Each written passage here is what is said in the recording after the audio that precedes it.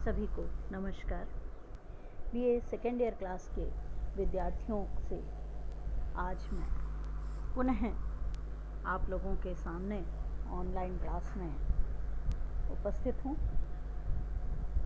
ये जो मुश्किल समय है, हमने काफ़ी कुछ पिछले वर्ष भी इसका सामना किया है और उन स्थितियों से निकलते हुए कुछ समय हमने ऑफलाइन क्लासेस को भी दिया और कई टॉपिक्स को हमने कवर किया। आज मैं एक जो टॉपिक ले रही हूँ उसके बारे में हमने शायद पीडीएफ शेयर नहीं किया था और ना ही मैंने उसके बारे में ऑनलाइन लेक्चर किया था। उसके बारे में हमने क्लासरूम में चर्चा की थी। आज हम ऑनलाइन के माध्यम से उस टॉपिक पर आपसे बातचीत करते हैं। ह्यूमन राइट्स, मानव अधिकार। बच्चों, आप सभी को मालूम है मानव अधिकारों का अर्थ उन अधिकारों से है जो मानव जाति के विकास के लिए जरूरी है।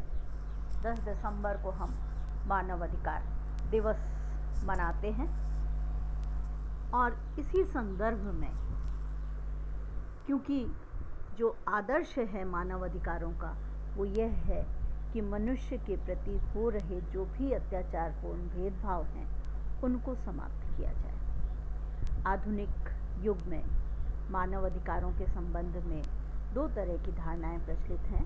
उदारवादी अवधारणा, जो प्रतिनिधि राष्ट्रों की मान्यता है कि पूर्ण सुरक्षा होनी चाहिए ताकि प्रत्येक मानव अपने पूर्ण विकास की दिशा में आगे बढ़ सके। दूसरी अवधारणा को मानने वाले राष्ट्र, विकसित राष्ट्र अमेरिका, इंग्लैंड आदि हैं, जो ये मानते हैं कि वह अधिकार जिनसे मानव सामाजिक उद्देश्यों की पूर्ति में अपना योगदान दे सके और आत्मसम्मान का जीवन व्यतीत कर सके। अब तक पूरी तरह सामाजिक और आर्थिक वातावरण को हम नहीं बदल सकते, तो मानव अधिकारों की बात करना भी बेमानी होगा।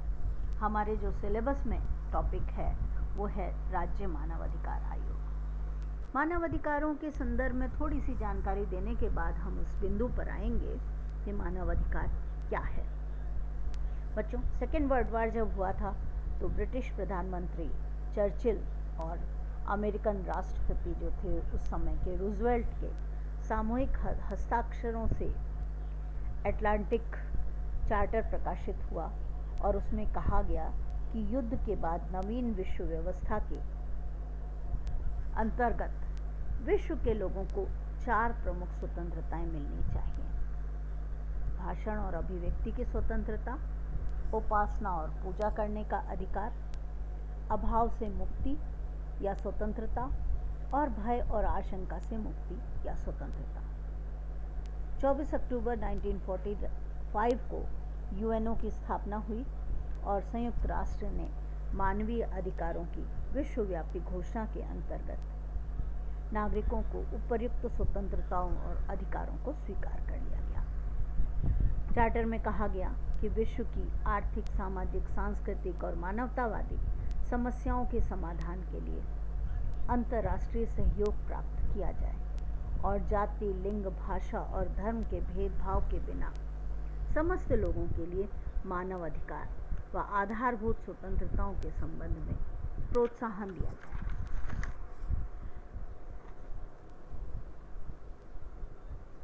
हमको, नागरिकों को हम जानते हैं कि बहुत सारे राजनीतिक अधिकार प्राप्त हैं, जिसमें जीवन स्वतंत्रता, व्यक्तिगत स्वतंत्रता का अधिकार, कानून के सामने समानता का अधिकार, संपत्ति का अधिकार, राष्ट्रीयता का अधिकार, सरकारी सेवा में समानता का अधिकार, अपराध प्रभावित न होने तक निर्दोष समझे जाने का अधिकार, यानी किसी को भी बंदी नहीं बनाया जा सकता, किसी को नज़रबंद नहीं किया जा सकता,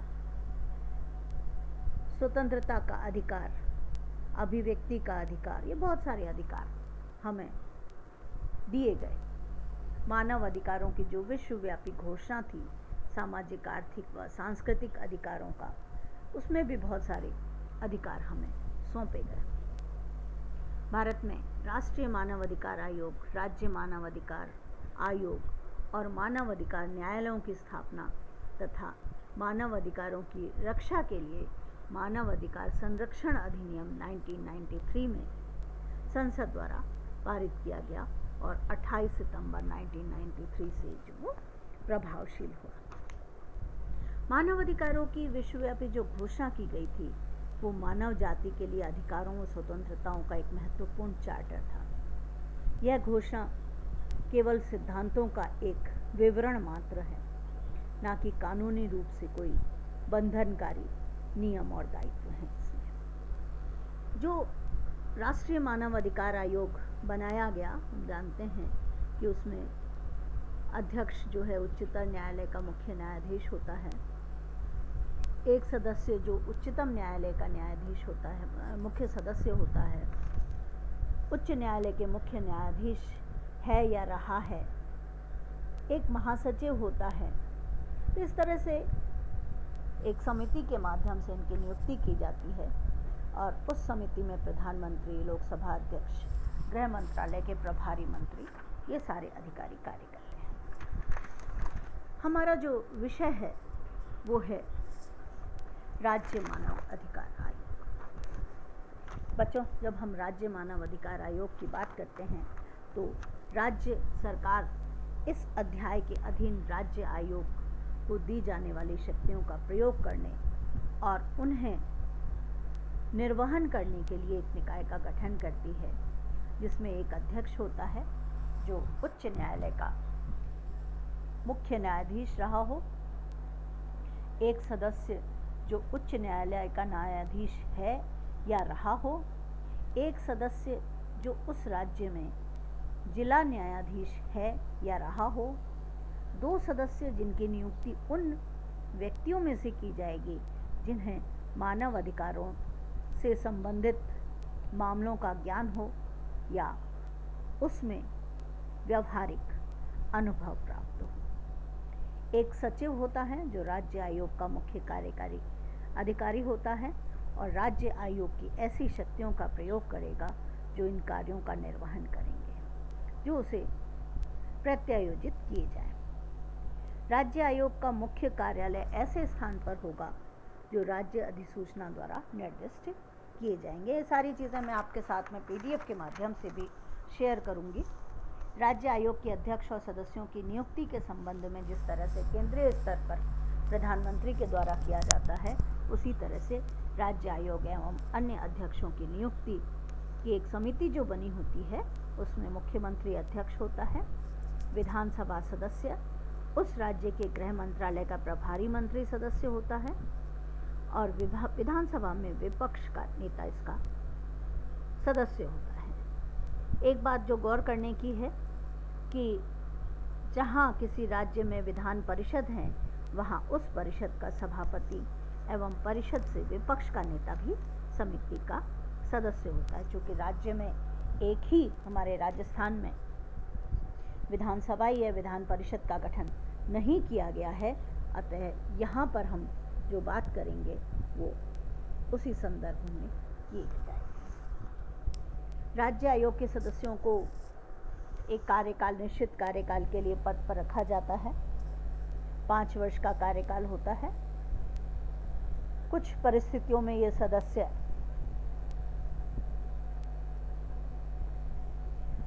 अपने कार्यों के लिए अलग अलग प्रावधान राज्य सरकार के सेवा के निलंबन के संबंध में, उनके कार्यों के निर्वहन के संदर्भ में अधिकारी एवं अन्य कर्मचारियों को अलग अलग प्रकार से कार्य सौंपे गए हैं। समय समय पर राज्य आयोग वार्षिक एवं विशेष प्रतिवेदन भी अपने रखती है, जिसमें उसके द्वारा किए गए कार्यों का वर्णन होता है। मानवाधिकार आयोग जो कार्य करता है वो इसमें स्वप्रेरणा से किसी पीड़ित या उसकी ओर से किसी व्यक्ति द्वारा याचिका प्रस्तुत की जाती है, जिसमें उसके मानवीय अधिकारों के उल्लंघन या उसके किसी तरह का उस पर हनन करने का आरोप होता है। कई बार कोई लोक सेवक द्वारा उस उल्लंघन को रोकने से में उपेक्षा की हो जाती है, उसकी शिकायत की भी वो जांच करता है। न्यायालय के सामने जो लंबित मानव अधिकारों के उल्लंघन के मामले होते हैं, उसमें भी यह हस्तक्षेप कर सकता है। राज्य सरकार को सूचना देने राज्य सरकार के नियंत्रण में आने वाले किसी जेल या किसी अन्य संस्था का जहां पद, उपचार, सुधार व संरक्षण के लिए व्यक्तियों को रखा जाता है, वहां रहने वाले लोगों को अगर किसी प्रकार की मुश्किलें होती हैं, उनके जीवन की दशाओं का अध्ययन करना या सिफारिश करने के लिए निरीक्षण करने का कार्य भी इस न्यायालय के द्वारा, इस आयोग के द्वारा किया जाता है। कई बार ऐसे भी कारण होते हैं जिसमें आतंकवाद से जुड़े हुए विकार हैं, मानव अधिकारों के उपयोग में बाधा डालते हैं, उनका पुनरावलोकन करना और उचित उपायों की उचित उपायों की सिफारिश करने का भी कार्य करता है। इसके लिए उसे जांच संबंधी शक्तियां बहुत सारी प्राप्त होती हैं। वो साक्षी को न्यायालय में बुला सकता है और उसकी उपस्थिति में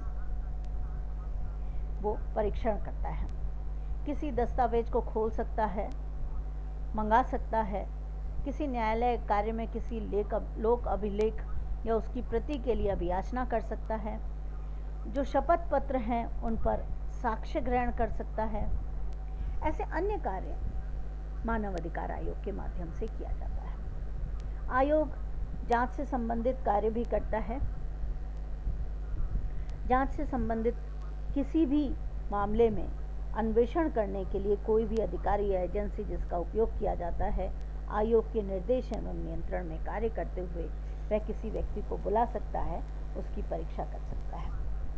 किसी अधिकारी या एजेंसी का उपयोग किया गया है, उसके सामने किसी व्यक्ति द्वारा दिए गए बयान के संबंध में भी बहुत सारी चीज़ों को देखने का कार्य होता है, जो मानव अधिकार आयोग के माध्यम से ही किया जाता है।